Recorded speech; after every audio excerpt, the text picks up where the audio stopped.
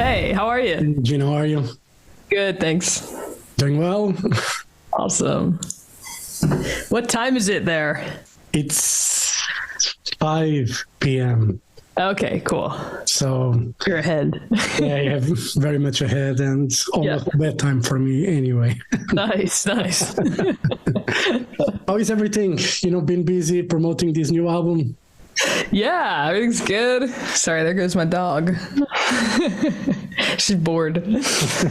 But yeah, everything's good. Starting to get pretty busy. So, that's always good. Yeah.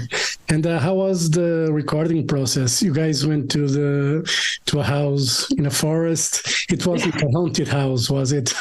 It might have been. We didn't have any encounters though. It was so awesome.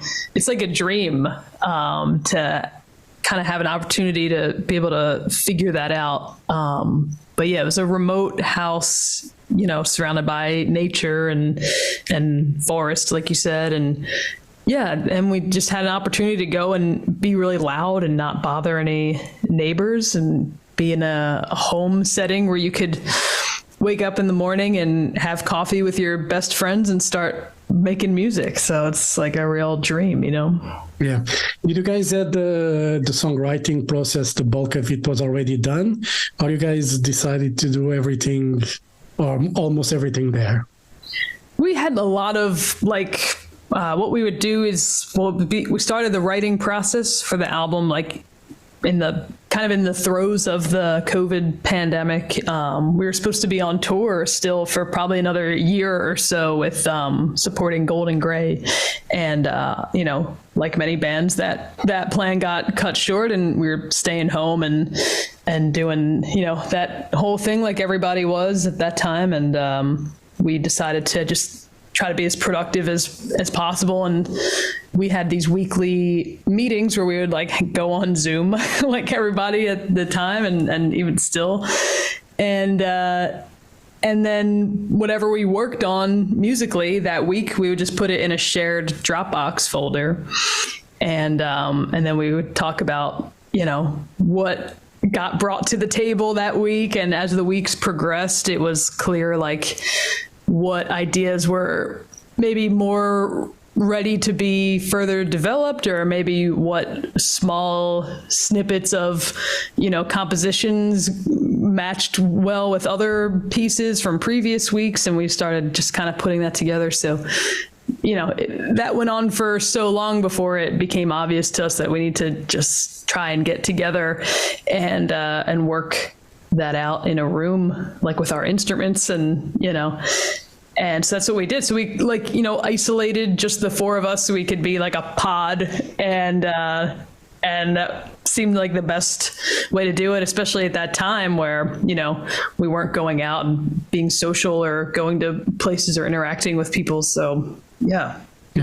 Does it work better for you guys when it comes to make music to be together in the same room instead of just, being at home, writing an idea, making it very simple, but writing an idea? Yeah, absolutely. Yeah, I mean, I think probably most bands, but I know from our experience, especially us, we really thrive off of the chemistry that we get from each other. And somebody might do something spontaneous that, starts to trigger that musical conversation that we can have with each other as we're reacting to one another's impulses. And and that's really, really an important part of how we function as a band. Yeah. There were songs or a song or more than one that were totally written during that month that you guys were in that house? It's funny because in the month we were in the house, we finished all the instrumentals for the whole record. And we had those instrumentals for 2 years before we started doing vocals. And so it feels to me, until there's vocals and lyrics and that especially human element to the music, it doesn't really feel like a a song for us. There's instrumental bands where that is their vocabulary. For us, though, the vocals are a huge part of it. So it was like hard to hear the actual song in these like really cool pieces of music that we made. So in some ways it feels like we, did it all in the house.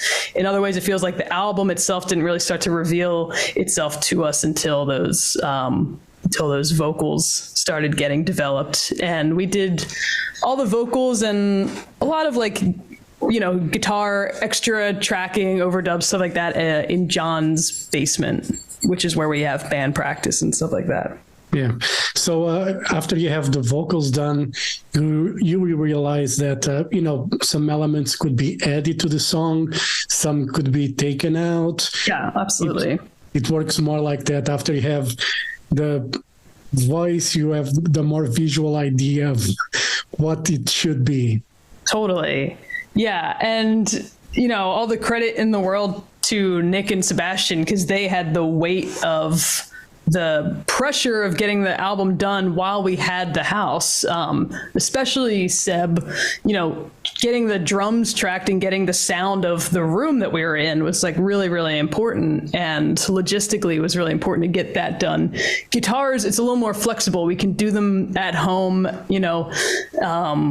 but drums, man, we really wanted that room sound. So they were very patient with the space they gave us to continue working on that. And that's, just testament to their work ethic and how they are as bandmates, Yeah. And, for the sound of the drums, I remember reading some, from back in the day, I'm talking about the 80s because I'm old.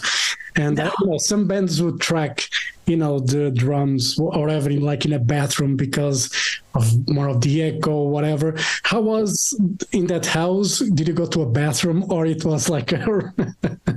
It's funny, like, because it's a house. It's like this woman's home that she rents out from time to time. And as soon as we got in there, all of her stuff, we were like, well, this all has to go. All this shit has to get out of the way, like sofas. She had a nice coffee table, and we just got rid of all of it. And we really, really lucked out because in the main room, like her living room, she had a TV and kind of her living space.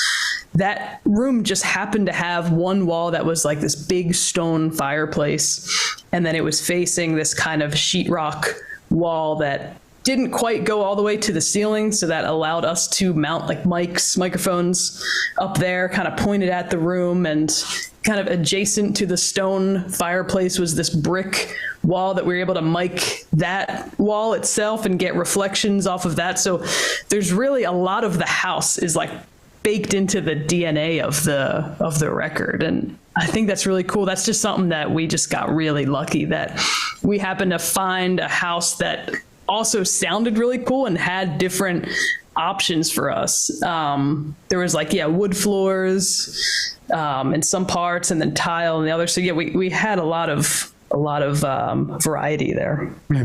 Did the lady knew you guys were going to mount like a studio kind of a thing to record?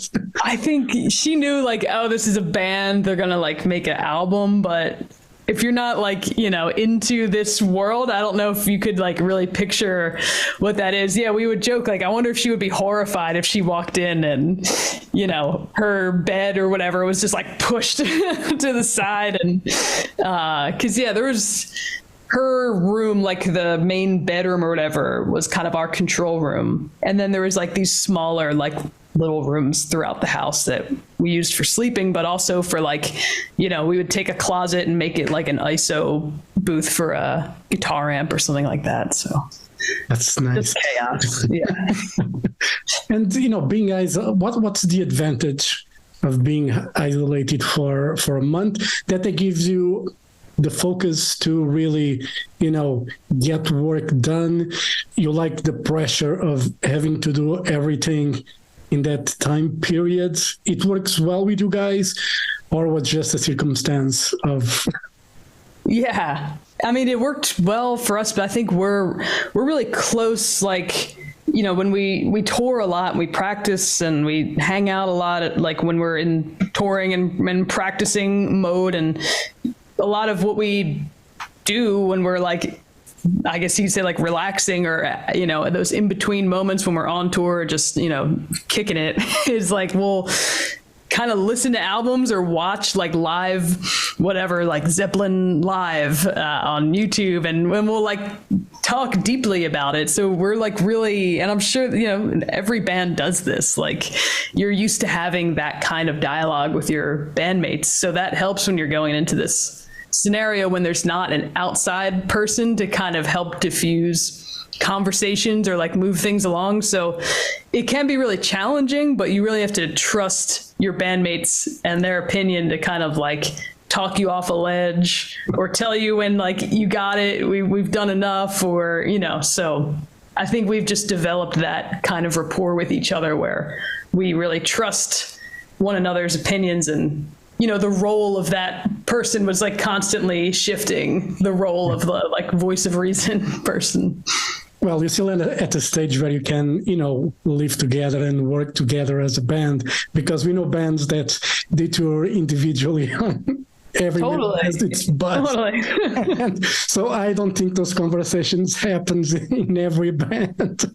Yeah, I mean, that's got to be like so challenging.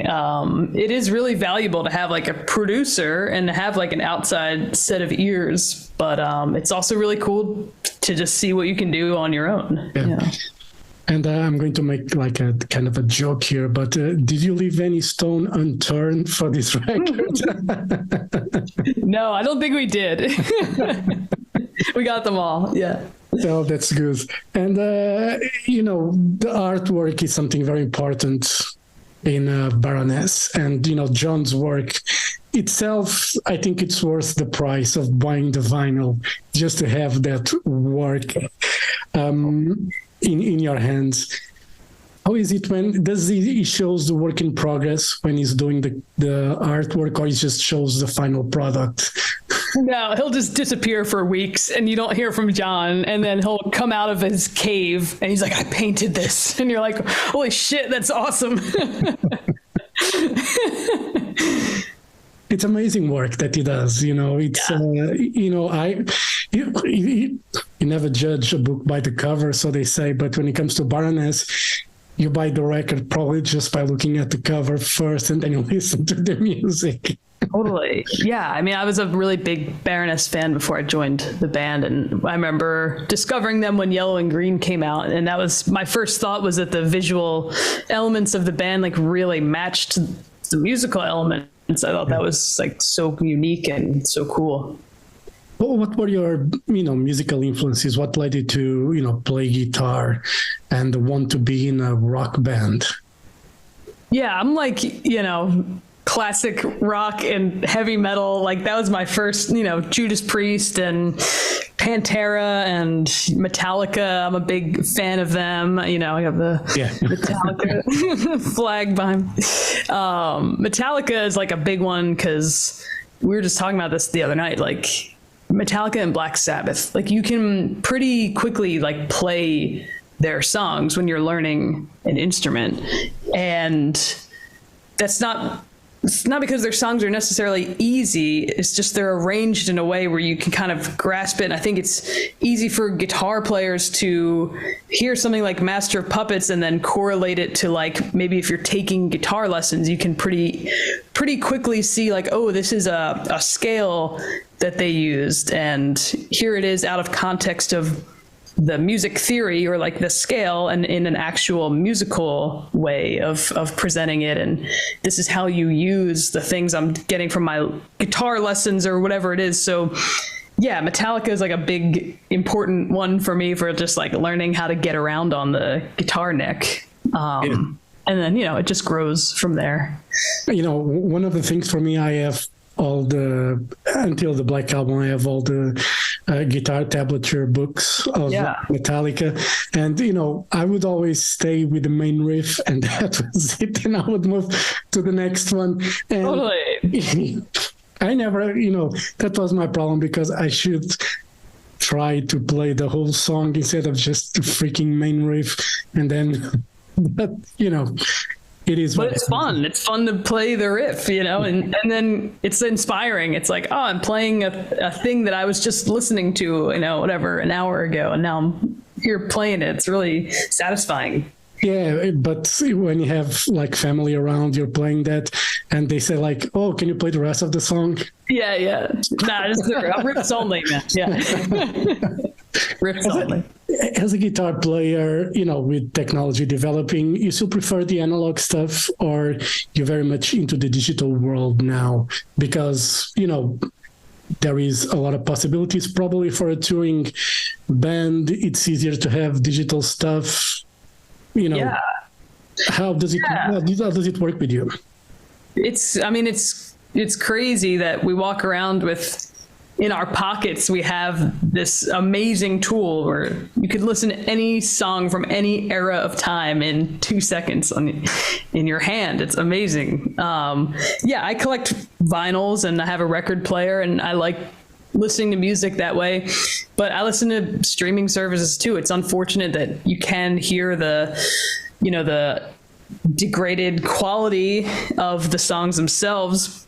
But that's just that's just what it is. I guess that just comes with the convenience of having it in your pocket, It's like a necessary evil for us. It's like, on our end, it's great that people could have accessibility to our music so quickly. Obviously, would prefer everybody get the record and put it on, whatever their stereo is, and listen to the whole thing front to back. But that's not always realistic. So, I kind of like both worlds of it.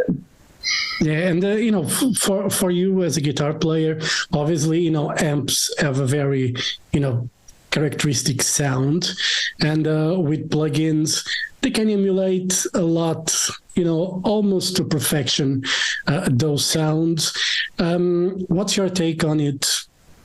Yeah, it's been a while since I used any kind of like modeling amp or modeling software. Like I worked for like a more theatrical type of job. It was called Cirque du Soleil, and I used to play guitar for them. This is almost 10 years ago at this point, which is like so crazy.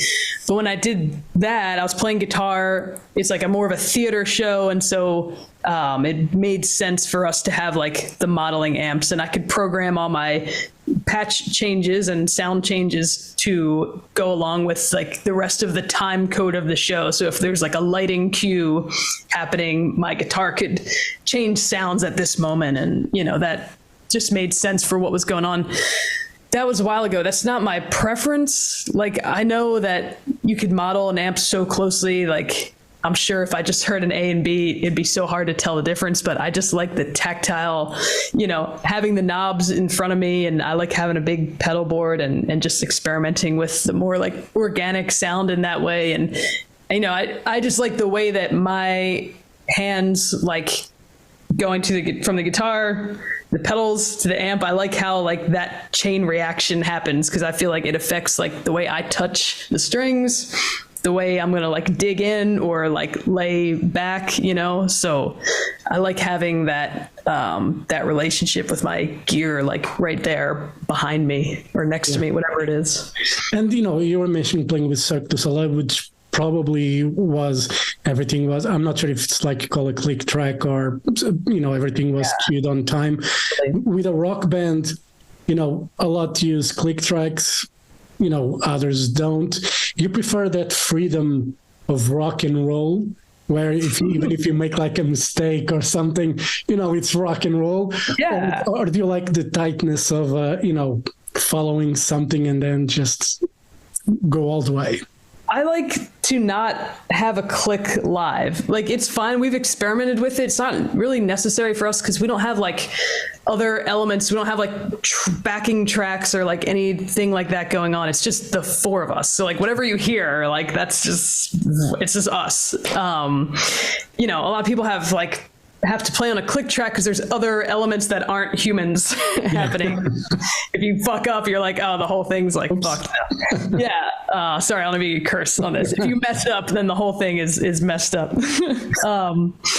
Yeah. I mean, I like to use a click track for my own practicing at home. Like if I'm practicing, I mean, this is really nerdy, but like scales, practicing rhythms, like doing the various like chord workouts and things that I do in my like daily life. It's like going to the gym almost, but that's for me to build up like those muscles and like that internal sense of rhythm. So if I work on that at home, then when I step into the band setting, I shouldn't need to have a click track. We should just be tight together, and then spontaneous things can happen and we can feed off of each other, and it's still going to be tight because we like put that work in outside of being on stage. So I kind of like the grind of that more than, you know, having to rely on the click for live. But again, every band is like so different. So that's just like something that works for us. And for you, if to practice at home, do you have to put like a schedule, like in your calendar to say, you know, from 9 till 11, I have to practice, then I have to go shopping, I have to make lunch, dinner, whatever. And then again, I have to practice. Do you have that rigid kind of a schedule, or it's just, you know, whatever you're feeling on the day? It's a little more loose than that. Maybe I should try that, like these scales at this time. I just kind of have like go-to things. I have things that I know I should be working on, so I'll, you know, touch on those. There's like, you know, if I'm working on writing something or working on a demo at home, or if I'm just practicing for like, right now we're getting ready to go on tour, so I'll play along with like our recordings, and like I can have the isolated tracks if I have to reference something, or, you know, so that's kind of like how I spend my time practicing. And then I take lessons too. I teach lessons. So that kind of fills in the actual like timing, like schedule. You know, I might have a lesson from these times, and then I'll prepare for that or whatever. But yeah. Cool. And, you know, there's a lot of talk about AI and, you know, the future, you know, replacing real musicians with AI technology, which I think it's bullshit.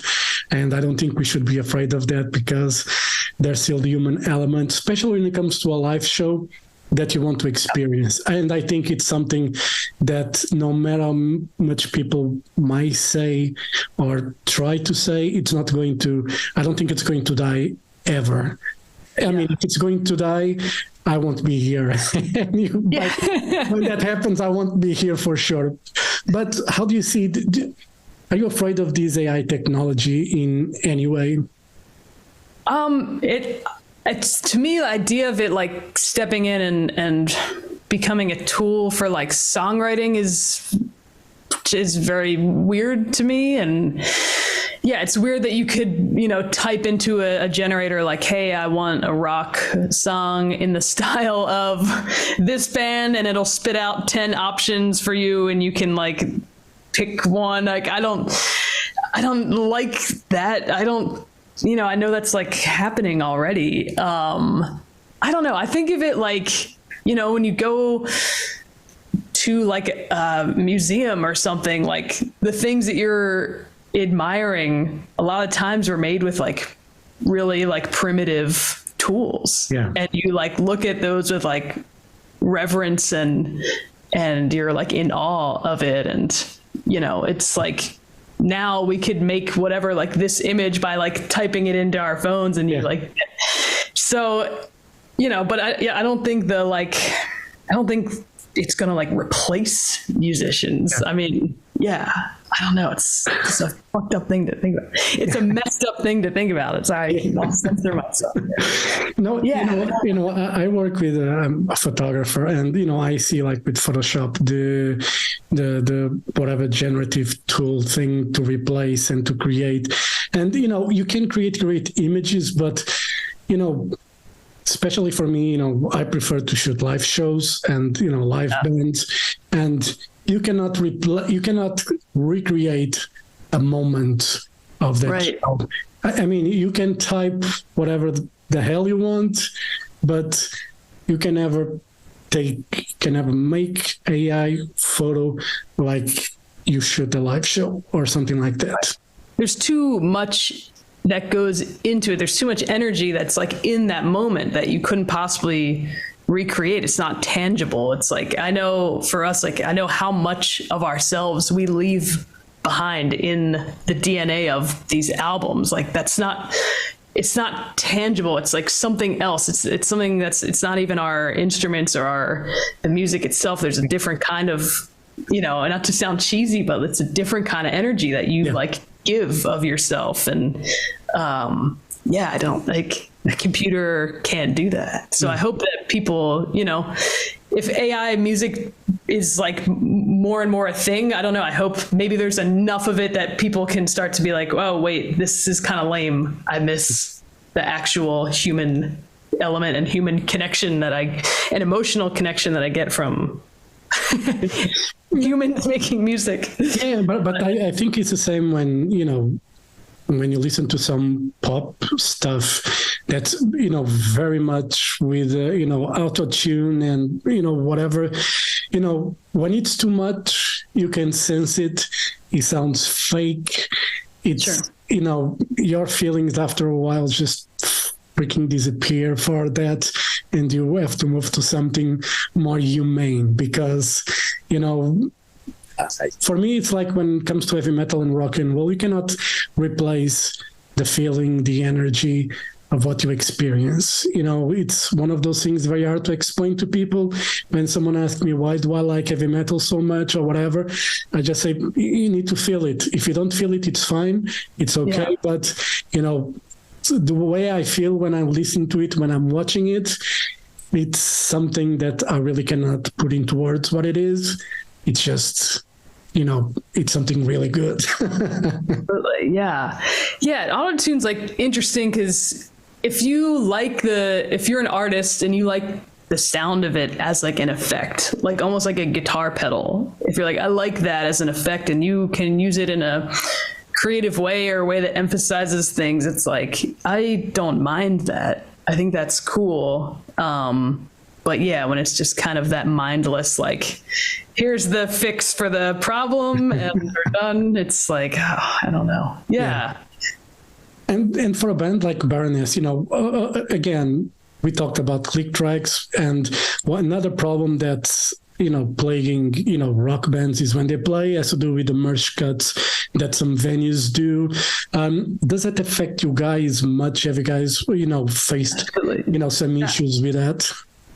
Absolutely. That's a massive part of how we are able to do this for a living and how we make a living is, merch, record sales, like that sustains the tour, and we have to tour to get those things out there. So yeah, that is a massive blow to us. We're constantly having to reevaluate what we're doing, how we're like, what we're going to bring to the table. We're constantly having to reevaluate like our prices and stuff like that. So yeah, it's a massive blow.